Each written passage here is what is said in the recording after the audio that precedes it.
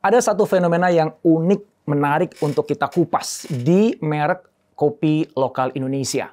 Karena kalau kita bicara industri kopi lokal Indonesia, biasanya kebagi jadi dua spektrum ya. Yang pertama adalah nih toko kopi heritage banget, gitu. Ada satu kota, jadi khasnya kota itu. Tapi gerainya nggak banyak. Di spektrum yang lain, ini kebalikannya. Justru dia tuh hyperscaler. Dia tuh tumbuh bisa 1000 per tahun gerainya. Amazing. Nah, fenomena yang saya ingin angkat pada hari ini justru ada yang di tengah-tengah ini. Yang justru menurut saya ini tumbuhnya sehat, cuannya bagus. Dan ini bisa jadi kita contoh untuk apapun bisnis teman-teman semuanya. Apa itu? Brand kopi lokal Indonesia yang ada di tengah ini. Namanya adalah Kopi Tuku. Dan hari ini saya beruntung kedatangan langsung Mas Andanu Prasetyo. Beliau adalah founder toko Kopi Tuku dan juga CEO Maka Group.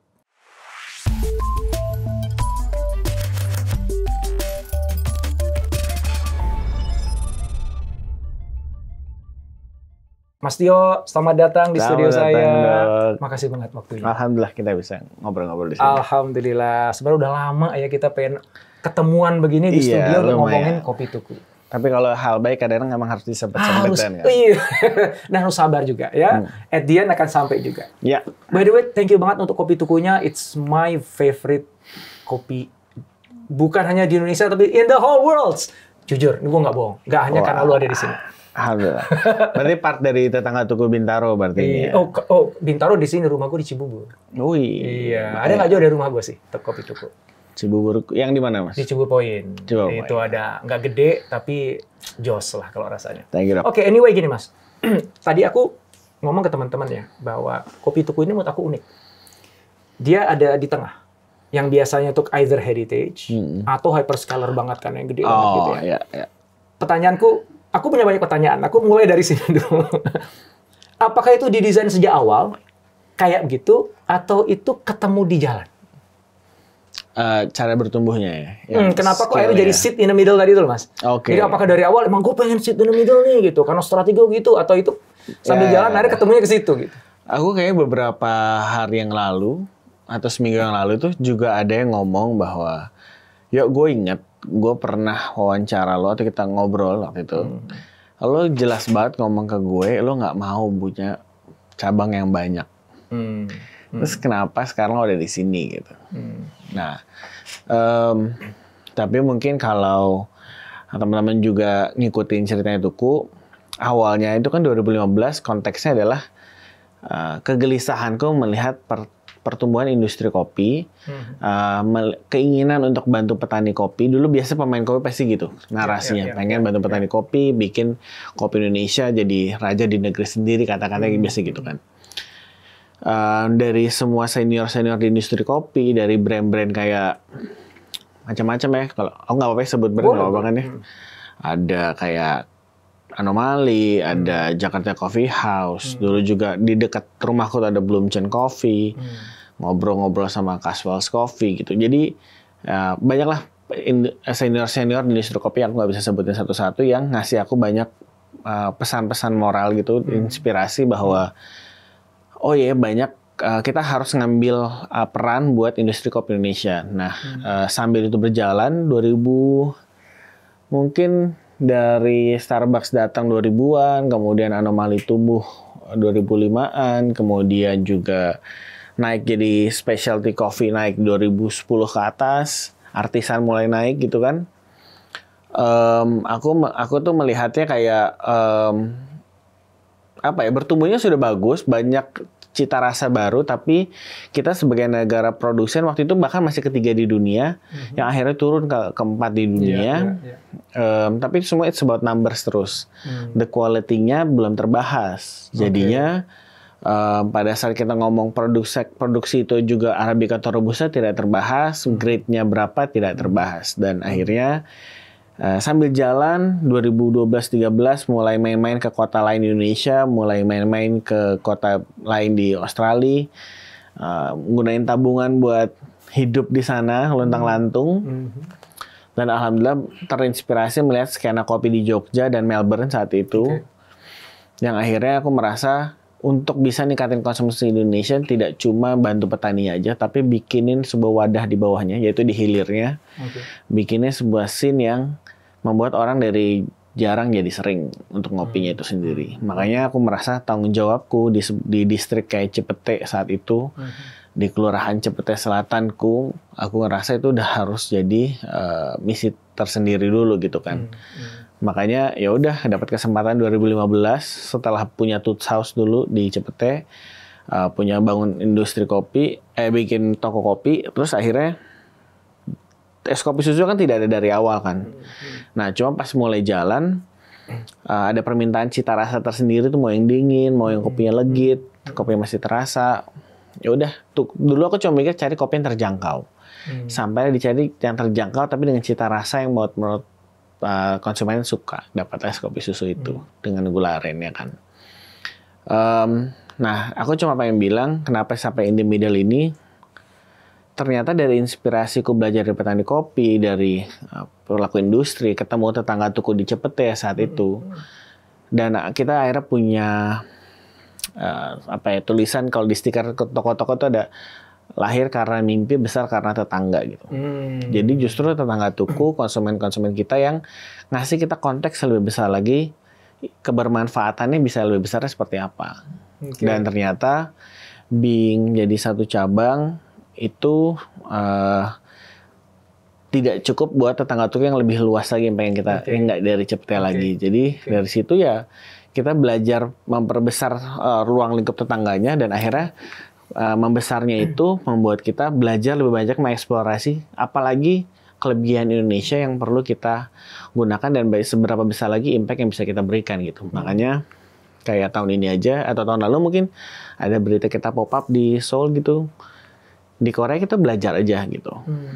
Mungkin minggu depan kita berangkat lagi buat event kita keempat di Belanda, yaitu juga buat belajar dulu gitu. Tapi yang jelas kami berusaha terus besar, mau hyperscaler atau heritage or not, ujung-ujung kita mau cari impact-nya sebesar apa. Karena kita percaya tuku itu adalah sebuah warung kopi kan, toko kopi itu adalah ruang baik yang melalui kopi mendatangkan sebuah komunitas baik, community baik. Nah, biasanya community baik, ngobrolin yang baik-baik akan menghasilkan movement yang baik. Wah, cakep. Pengennya sih gitu. Amin. Tadi disebut ke Belanda, ke Seoul juga ya, mau ada pop-up gitu ya. Itu pengen belajar. Itu belajar apa maksudnya? Belajar tetangga yang baru. Ya, tetangganya jauh ke Belanda gitu ya. Jauh, kita akan melihat sebuah masalah baru yang kalau kita bisa menyelesaikan berarti akan nemu solusi baru, yang itu akan jadi sebuah kesempatan bisnis baru sebenarnya kan. Dan sedikit banyak segitu banyak negara yang bisa kita coba. Masih banyak negara yang mungkin possibility untuk sukses secara bisnisnya lebih besar. Let's say kita ngomong ASEAN aja, rasanya lebih tetangga-tetangga dekat aja itu secara bisnis kalkulasinya akan lebih baik. Tapi dua negara ini men-triggerku untuk melakukan hal-hal kayak yang Korea. Aku admire sama bagaimana mereka mendayagunakan SDM mereka. Mereka tahu mereka nggak punya banyak misalnya sumber alam kayak kita misalnya, tapi dia fokus di SDM-nya dan mengembangkan culture-nya mereka sendiri. Aku belajar bahwa semua itu perlu confidence aja gitu. Nah, aku pengen menarik confidence ke Indonesia yang kita ini seperti apa. Karena kita nggak bisa kan, ayo dong anak muda cintai produk lokal, itu nggak bisa diminta aja. Tapi mereka harus dikasih konteks yang lebih besar, bagaimana itu what's in it for them gitu kan. Nah, pas aku ke Belanda, aku juga melihat begitu banyaknya diaspora Indonesia yang cinta Indonesia di sana. Bahkan terbagi menjadi beberapa gaya diaspora gitu. Kalau di negara lain mungkin cuma satu, nih ada beberapa gaya. Dan ternyata pas kita ketemu lokal di sana pun juga segitu banyak yang easy sekali buat ngomong tentang Indonesia di Belanda kan. Karena kita punya related di sana. So, aku percaya kalau aku bisa nge-crack problem di sana, mengambil peran baik di sana, memberikan warna buat di sana, itu akan jadi caraku yang belajarku untuk yang cukup tepat lah ya buat masuk ke dunia global yang lebih luas, karena ada diaspora Indonesia yang akan siap mendukung, udah banyak masyarakat lokal yang sudah tahu Indonesia. So ini tinggal kita mengemas gimana. Yang hopefully yang aku pengen kejar adalah dengan kita bisa hadir di sana itu kita akan membuat orang menjadi lebih percaya diri karena kita sudah dealing dengan masa lalu kita bersama Belanda, tapi kita melakukan hal yang positif dengan membuka dan menyajikan apa yang sudah kita miliki dari Indonesia ke Belanda gitu kan. So hopefully itu akan menjadi sebuah benchmark baik atau sebuah brand yang penuh dengan movement baik despite jual kopi atau jual makanannya gitu. Right. Jadi belajarnya masih terkait dengan kopi ya. Jadi belajar market analysis dan juga consumer behavior dan pasti. Ujungnya adalah supaya bisa buka cabang di sana dan akhirnya bawa Indonesia ke sana gitu ya. Jadi kebanggaan. Nah, mungkin ada yang bilang itu mau buat kegiatan marketing ya. No, ini akan menjadi dunia yang berbeda lagi karena I believe ya ini tadi aku kalau bikin grafik biasa kita akan turun nih akan jadi S-curve kita yang baru gitu kan. Oh, second S-curve. Tapi tetap di industri kopi atau ada different? Kita akan expand lebih sih. Cuma ya, tapi kita dengar dulu aja konsumennya butuhnya apa gitu. Oke. Jadi kamu Mas Tio tuh nggak melimit itu harus kopi ya selama berangkat ke Seoul ataupun ke Belanda tadi? Enggak, karena alhamdulillah ya tadi tetangga tukunya banyak yang juga ngasih kita mimpi-mimpi baru. Jadi kayak kita let's say punya hashtag bertetangga baik gitu.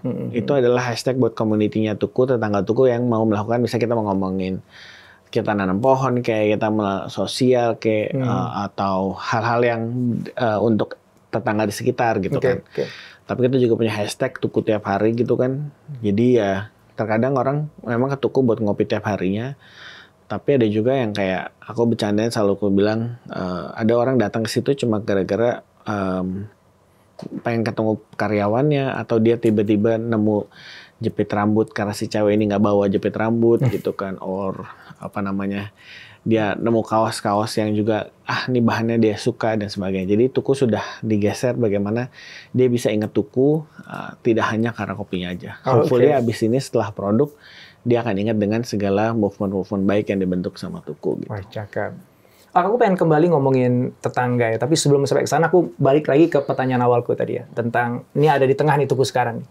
Artinya kalau dengar jawaban Mas Tio tadi, in the beginning sebenarnya heritage dulu. Satu dulu di Cipete tadi ya.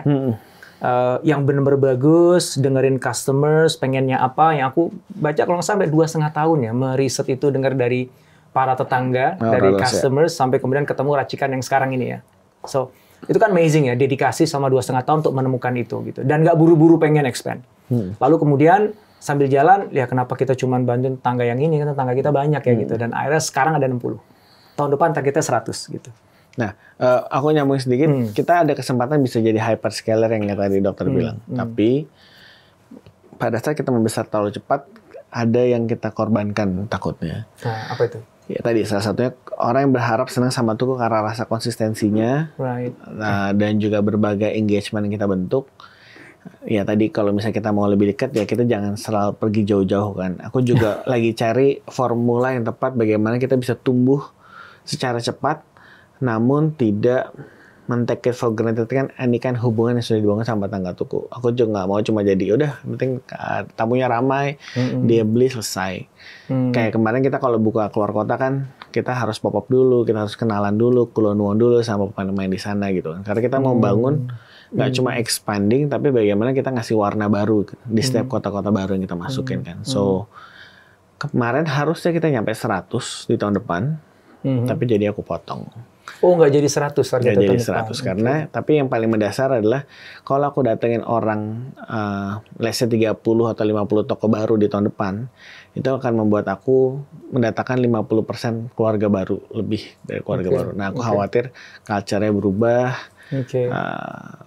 Dan I don't think it's wise gitu. Mungkin bisnisnya itu akan menarik, itu akan bagus, tapi aku lebih pengen core atau fundamentalku kuat dulu gitu. Wow, ini menarik ya, karena ini counterintuitive dengan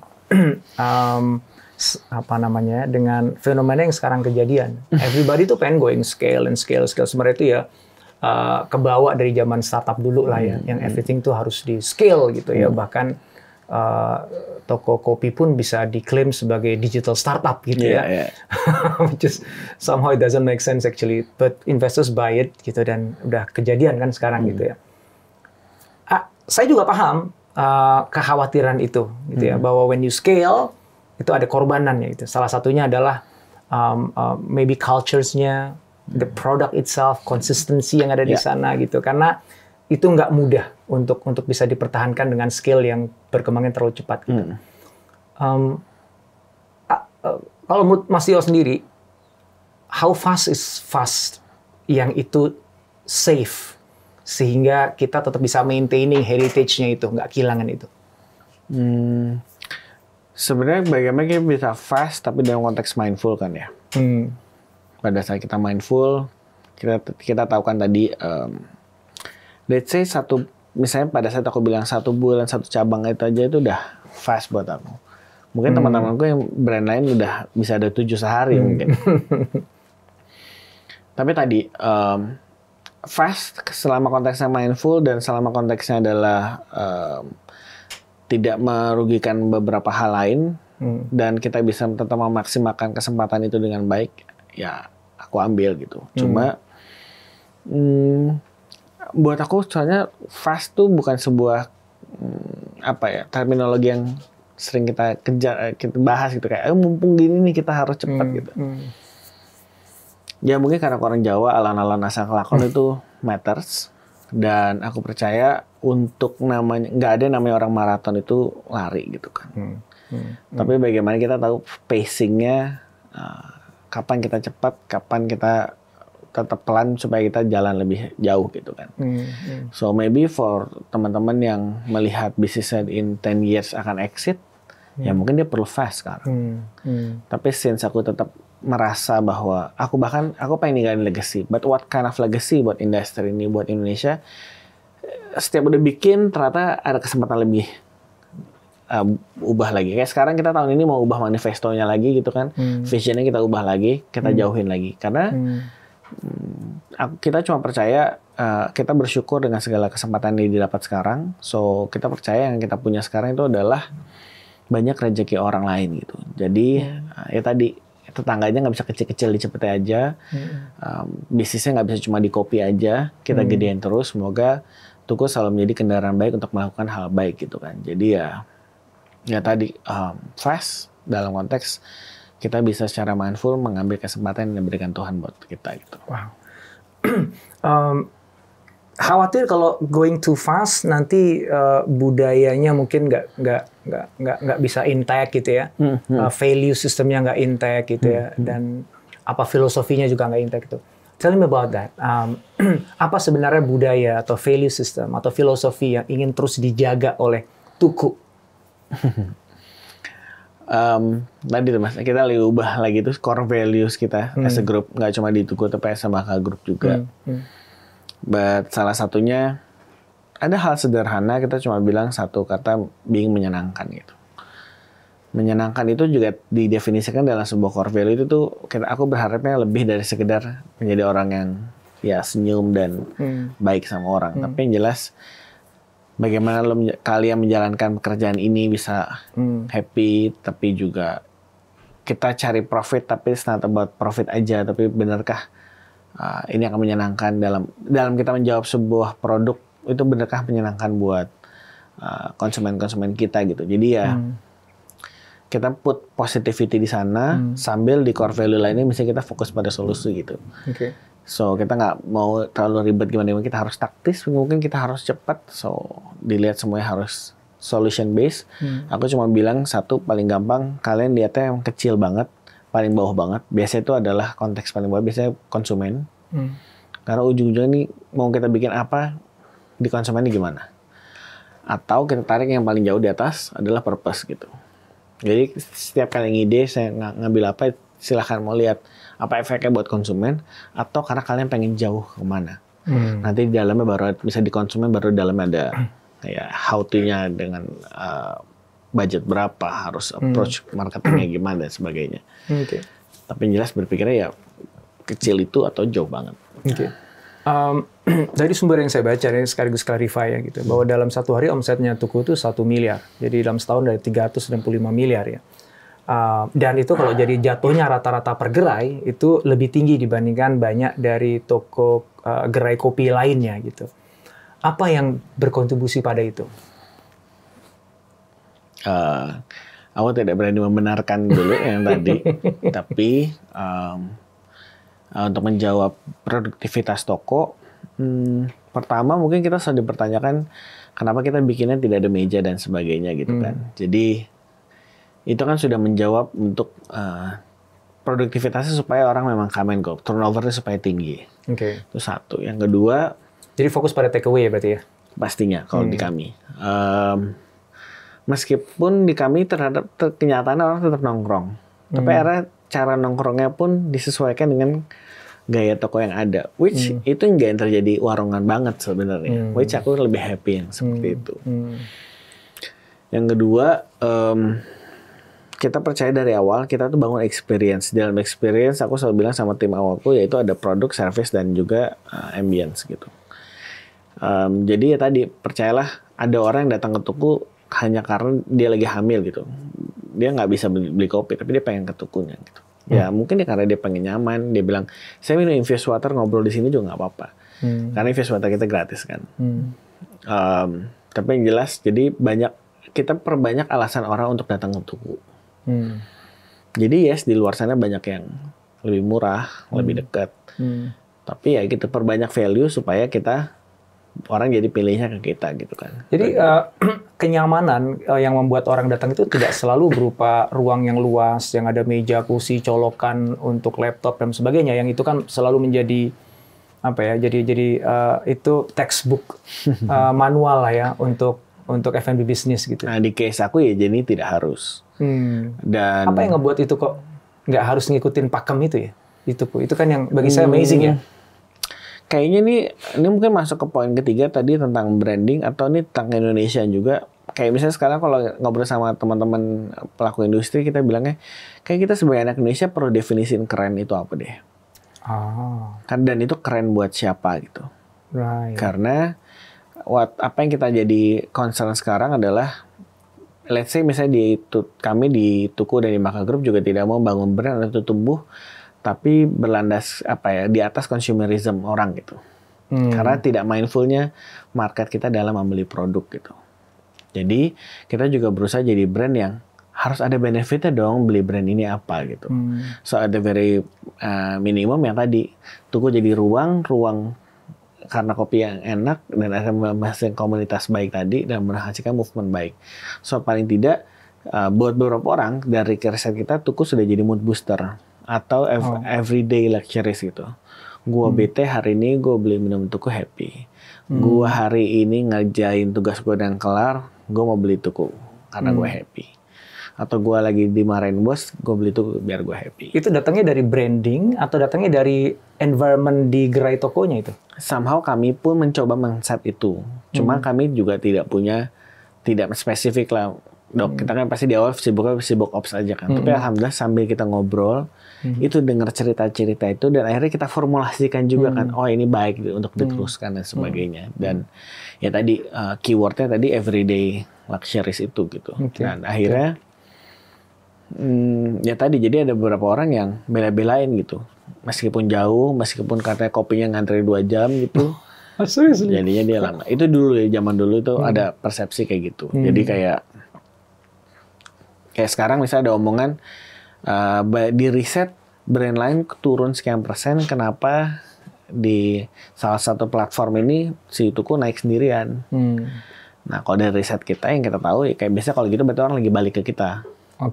Karena dulu mungkin orang pindah karena promo, terus orang jadi balik lagi. Akhirnya orang kejar value ya, actual value dari produknya ya, bukan dari diskonnya ya. Benar, makanya kami senang banget. Aku pun juga masih berhubungan sama teman-teman kopi yang lain, terus juga beberapa hal di informally kita juga mungkin market juga bisa bandingin bedanya kita apa gitu kan. Jadi buat aku that's why aku selalu bilang aku nggak penting jadi nomor satunya gitu, tapi yang jelas yang penting karakter kita clear, value kita clear. Jadi nanti akan ada momennya dia ingat brand kita dan akhirnya beli sama kita gitu. Dan itu yang ngebuat sustainable itu ada di situ. Aku percaya gitu. Bukan di pertumbuhan jumlah gerai yang banyaknya ya. itu strategi untuk bisa tumbuh. Tapi kalau sustain belum. Tapi tetap ada. It's a different game. Permainan yang berbeda sih. Apalagi kalau mau exit tadi ya. Oke, balik lagi ngomongin tetangga nih. Karena tadi kata tetangga tuh diulang-ulang dan bahkan ketika pendirian yang pertama di Cepete pun dipicu oleh tetangga tadi ya. Dan sampai hari ini tetangga tuh selalu dipakai gitu. Dan aku tuh memilih kata tetangga tuh unik. Sangat Indonesia menurut saya gitu. Tapi penasaran, kenapa tetangga? Kalau aku ingat-ingat dari pengalaman pribadiku, Dok, itu kayaknya memang, misalnya waktu di Melbourne gitu, aku ingat banget aku punya landing jam 7 pagi, masih ngantuk kan. Kebetulan lagi ada kakak di sana, jadi aku samperin kakak dulu sebelum aku ke tempat aku tinggal. Kakak aku tidur sebentar, sejam, terus diajak sarapan, jam 8-an itu. Pas aku sarapan, itu setahu aku daerahnya bukan daerah kota gitu kan, di suburb gitu. Aku jalan kaki 3-4 blok, tiba-tiba ketemu sebuah taman kecil, terus ada kafe di sana. Tuh kayaknya aku juga cukup jarang keluar negeri kan, jadi pas ngeliat kafe gitu kayak kaget juga kan. Rame, penuh, orang sarapan, biasa makan telur, roti, dan semuanya, cappuccino semua. Terus aku merasakan vibe-nya yang pegawainya ramah banget. Bahkan dia tahu dong aku bukan orang situ kan. Dia tetap oke, terus dia ngasih tahu halal nggak halal gitu-gitulah. Aku cuma bilang, padahal kopinya nggak enak at that time. Tapi aku nyaman banget di sana. Nah, perasaan hangat itu yang aku rasa menjadi kayak ini basic manusia tuh juga butuhnya kayak gini deh. Nggak harus yang makanannya wah banget, tapi semuanya pas aja gitu. Nah, untuk bisa dapat pas itu, buat aku ya karena harus dengan ekosistem yang baik gitu. Nah, ekosistem terkecil di cafe itu ya pasti neighborhood-nya kan. Jadi pertetanggaan buat aku menjadi kental. Dan kebetulan aku juga merasakan itu waktu di angkringan di Jogja gitu. Bagaimana si masnya nyapa aku, nanya dari Jakarta ya, pasti sini duduknya di gerobak, jangan di trotoar gitu. Terus ngobrol sampai tengah malam, ngeliatin dia berinteraksi sama tukang parkir, sama semua orang yang datang gitu. Dan ujung-ujungnya ya memang kemasyarakatan ini gitu kan. Jadi dan Indonesia terkenal dengan ketimurannya kayak begitu. Kita punya gotong royong gitu kan. Jadi kayaknya memang kita sudah di feeding dari kecilnya, aku taunya memang perasaan yang saling membantu itu, dan bagaimana hidup sendiri itu nggak ada something yang missing gitu kan. Kita pengennya senang sama orang lain, dan juga sedih juga pengen ada yang bantu dan sebagainya kan. So aku rasa sih memang tetangga tuh pasti segitunya. Ditambah biasanya kan dulu kalau kopi tuh snob banget gitu, Dok. Yang benar gini, yang salah gitu. Nah, tapi kalau kita lagi minum di tempat orang kan ya disajin ya minum aja gitu kan. Kita apresiasi, kita hargain. Terus kan biasanya rumput tetangga lebih hijau. Mungkin kopi tetangga lebih enak gitu. Jadi that's why kita by naming, by value, dikejarnya di sana sih. Jadi bagaimana filosofi tetangga itu dikonkretkan dalam baik dari pembuatan produknya ataupun operational kesehariannya Kopi Tuku? Sebenarnya sekedar menggunakan approach humanis sebanyak mungkin aja sih. Oke. So definisi konkret dari tetangga itu humanis ya? Baik kepada karyawan ataupun pada customers? Okay. Aku baru hari ini sih jawab itu. Cuma kayaknya gitu. Karena kayak bagaimana, pas aku gambar sendiri, Dok ya. Pintunya mau lebar berapa? Kursinya mau di pantat kita lebar berapa, nyamannya gimana, berdirinya mejanya jangan terlalu tinggi. Mungkin kalau kita ngeliat textbook bar itu harus 90 cm gitu, tapi kan kita orang Indonesia harus pendekin lagi deh. Cari mesin kopi ada yang tinggi-tinggi, cari yang pendekan biar kelihatan orangnya, biar kelihatan orang, bisa eye contact. Even aku pun tuh orang nggak introvert kan, tapi aku bikin kursinya kita hadap-hadapan di ruangan segini juga kan. Jadi awalnya awkward, tapi lama-lama jadinya engaging. Jadi ya, terus aku udah sengaja kayak toiletnya, aku bisa aja bikin toiletnya pintunya ke arah tamu. Ini toiletnya pintunya harus masuk bar dulu, biar nanti ada permisi-permisiannya gitu. Oh gitu. Ya, jadi buat lucu-lucuan gitu aja sih sebenarnya. Jadi memperbanyak point of meeting ya kepada orang ya. Benar. Gitu, yang serendipity gitu ya. Jadi tidak sengaja ketemu, akhirnya terjadi interaksi. Lumayan. Gitu ya. Gorengan ngambil sendiri dulu. Ada koran. Gitu. Iya. Ya kayak bener-bener kayak di tempat posisi kamling bahkan. Agak konteksnya. Oke. Tuku sekarang. Kenapa tuku? Tuku itu beli kalau setahu saya orang Jawa. Beli. Apakah itu Gitu Karena ya? misi terkentalku dulu kan ningkatin konsumsi kopi Indonesia. Jadi ya, Oke. jadi fokusnya kan emang bagaimana bikin orang jadi beli kan di Cepetya saat itu. Oke, jadi bukan singkatan tetanggaku gitu ya, bukan ya? Tapi karena beli. Oke, gue ini agak technical sekarang ya. Oke. Ya. Karena tadi salah satu challenge kenapa nggak mau di scale dengan cepat adalah pengen jaga kualitas salah satunya ya, dan juga filosofi dan culture tadi ya. Dan itu bener banget.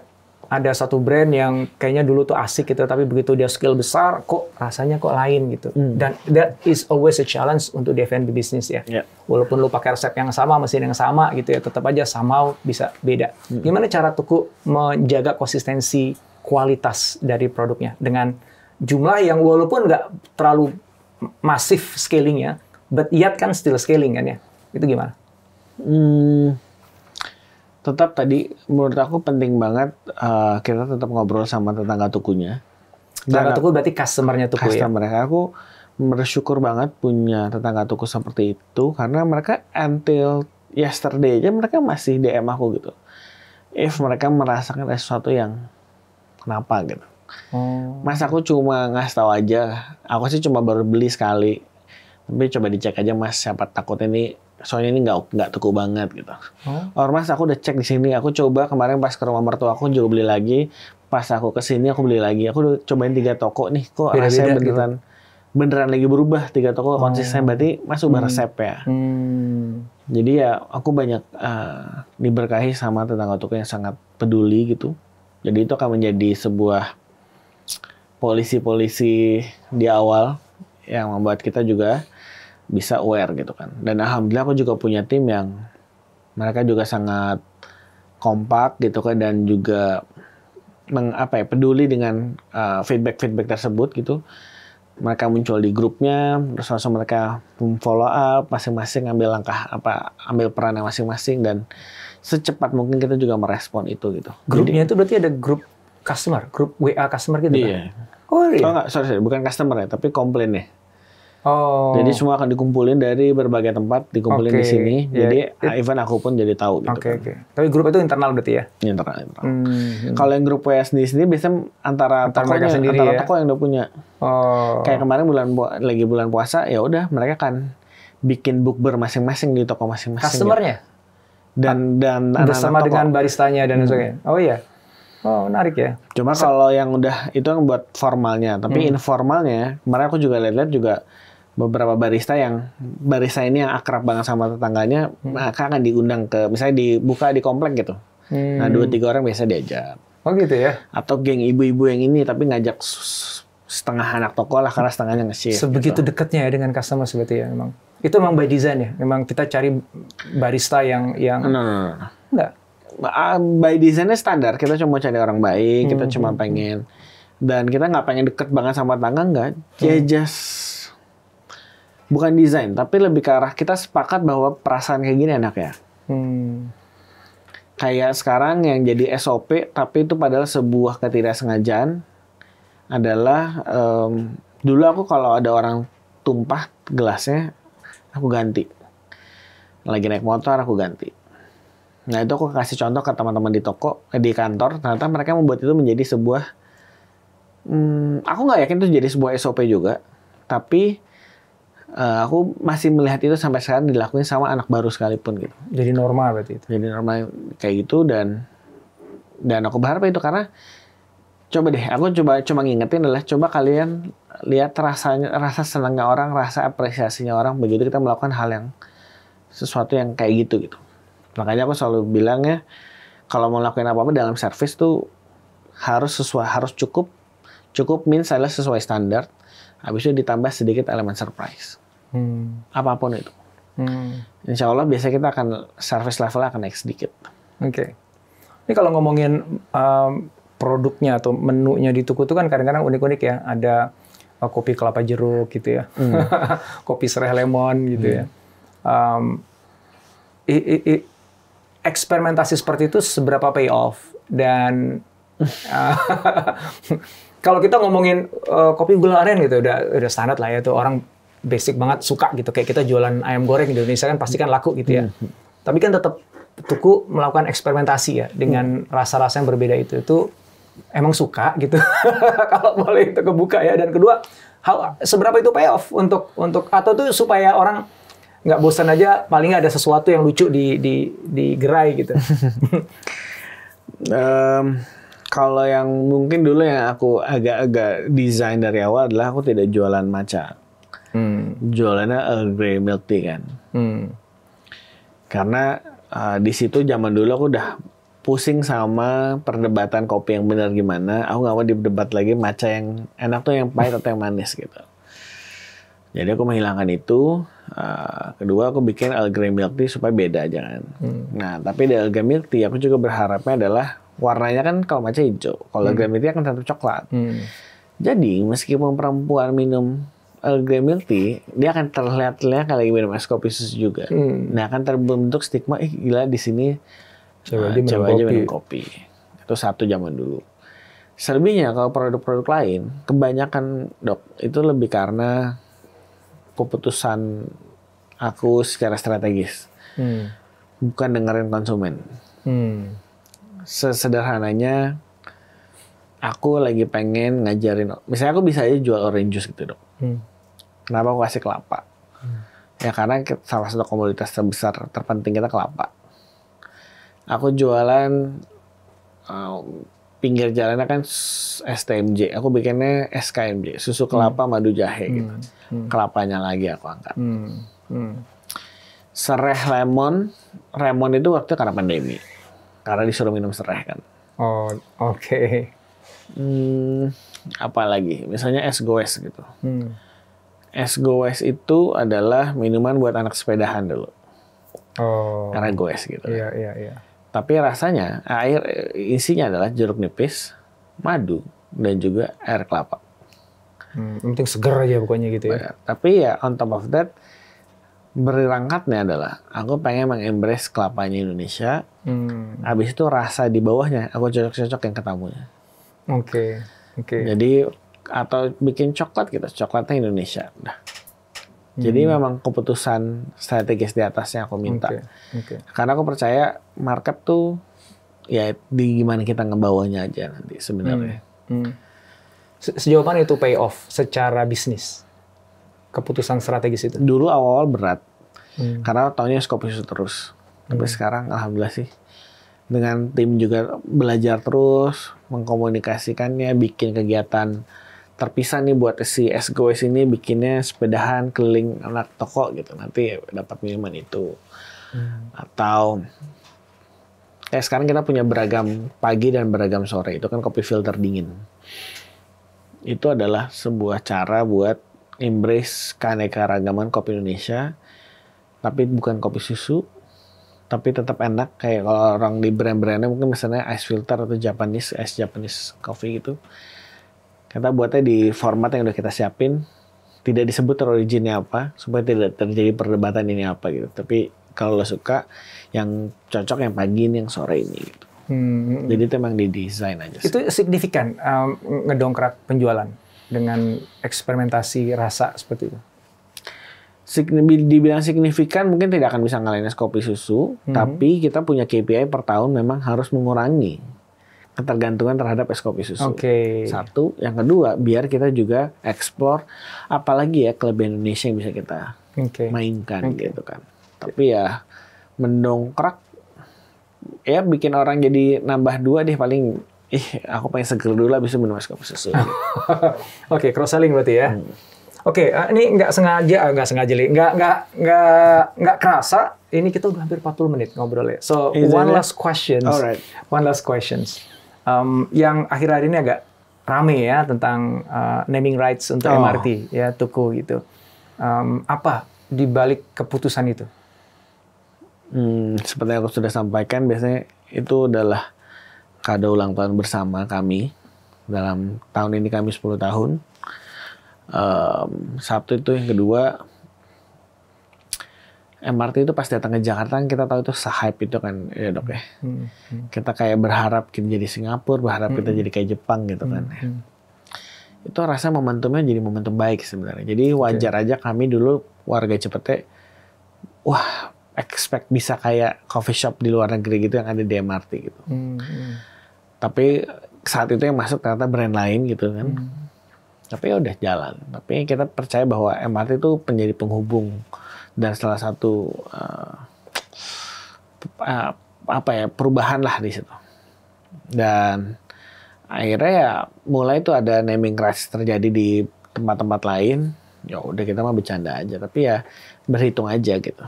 Sampailah di suatu hari aku bilang kayak ini tahun ke-10 ini menarik deh kalau kita coba cek. Coba cek, kita berhitung udah seberapa, ternyata dapat. Cuma ternyata apa yang kita tabung sama apa yang kita harus bayarkan berbeda. Ternyata harganya tidak sama untuk Cipete Raya itu. Oh gitu, lebih tinggi ya? Lebih tinggi. Tapi ya dengan sedikit banyak kami juga ngotak-ngatik dan ternyata akhirnya yaudah nggak apa-apa. Kita lebih, ternyata kita mampu karena konteksnya tadi yang kita gain. Jujur aku pribadi aku nggak kebayang marketingnya sih dok. Yang aku gain adalah mungkin as a brandingnya kali ya.